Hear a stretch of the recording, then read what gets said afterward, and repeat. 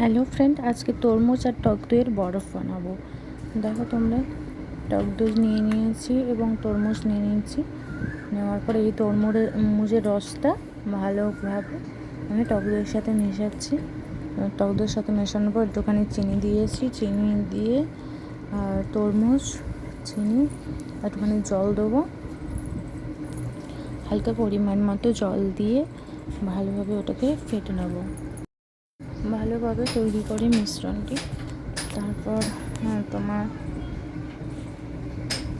একটুখানি লবণ দেবো, ভালোভাবে এটাকে তৈরি করে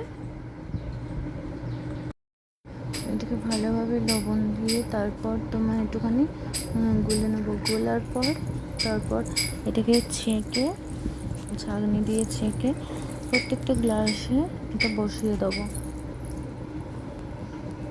গোলানো হয়ে গেছে। এরপর এই যে গ্লাসগুলোতে, প্রত্যেকটা গ্লাসে ছেঁকে ছেঁকে রসটা দিয়ে দিচ্ছি। এবার রসটা দেওয়ার পর তারপর তোমার ফ্রিজে রেখে দেবো।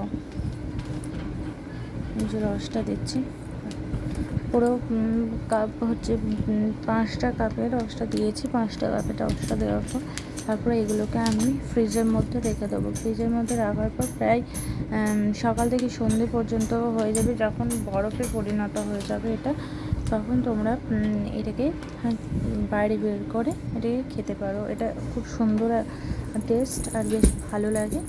এ দেখো আমি বাইরে বের করে নিয়েছি।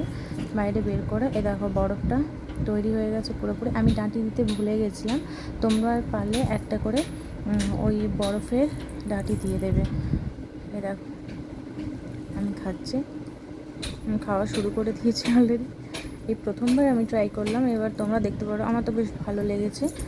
এবার এই ঠান্ডাতে যা ঠান্ডা পড়েছে, আমার তো বেশ ভালো লেগেছে। ওকে, লাভ ইউ, টাটা।